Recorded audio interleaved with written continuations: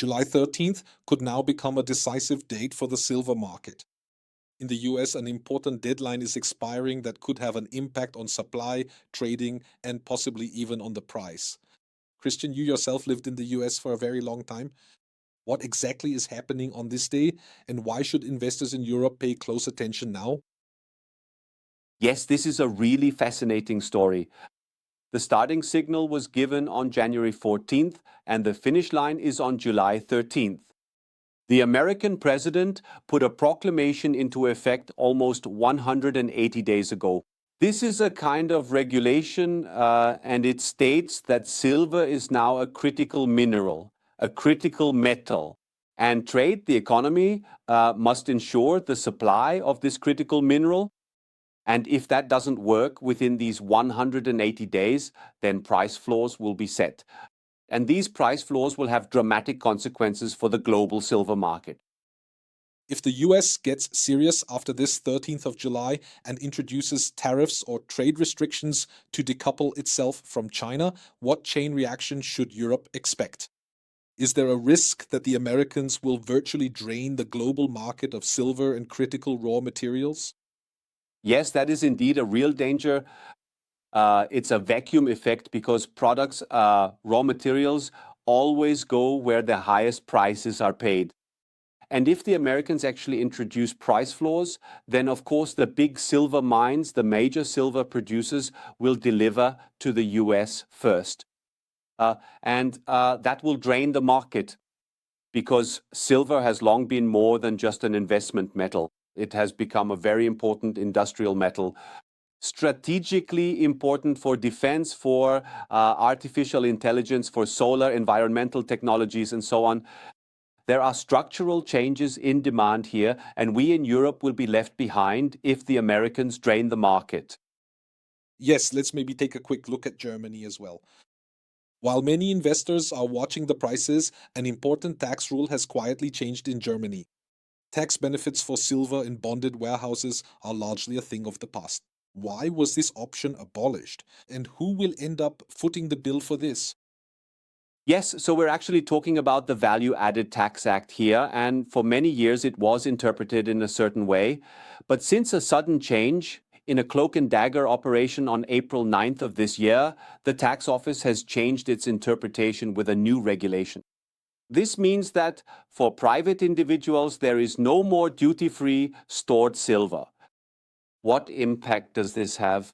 Well, anyone who wants to buy silver tax-free will continue to do so. There are many ways worldwide to store it, from Singapore, Dubai, Switzerland, to many other places. So, what impact will this have on Germany? For the German economy, it will have a negative impact because the money will flow abroad. Otherwise, it won't have any major impact. Now, of course, the big question is, has politics, through this decision, basically made gold more attractive or silver less attractive, especially in Germany and in the European market? So this has absolutely no effect on the attractiveness of silver because the market always moves to where the best price is. And we have already entered the age of commodities for quite some time now. Gold and silver hold an important position for wealth protection, and silver, in addition, as an industrial metal. So this regulation, this decision, has absolutely no impact in that regard.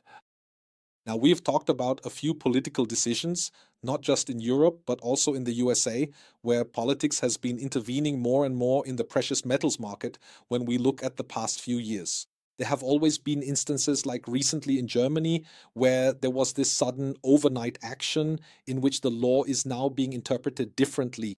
Do you perhaps also worry that in the coming years, political intervention here will keep increasing more and more? Well, in fact, politics has much more effective methods to get money, namely to cover new debts with newly created debts. You could call that money printing. So you don't have to rush to gold and silver right now. That's why I don't see any cause for concern. If all of a sudden a value-added tax were introduced on gold, then that would be a sign for me that something is changing. But in fact, there are no activities in that direction. So basically, the gold and silver market is being left completely alone by politics. What advice can you give us as viewers when looking at the precious metals market right now, especially for the coming months? What in particular concerns you here, especially regarding price developments? We keep talking about it. There is currently an all-time high, for example, with silver. What are the biggest risks here for investors who say the price won't go down anymore? Or is there really a benchmark that gold and silver won't get any cheaper? What are your current forecasts or assessments on this? Actually, I see it a bit differently. You shouldn't focus too much on the price right now. The economic data surrounding this hasn't changed. There is still a lot of debt being taken on. All the general conditions remain the same. Gold and silver, with their price, are a reflection of the inflation of so-called fiat currencies.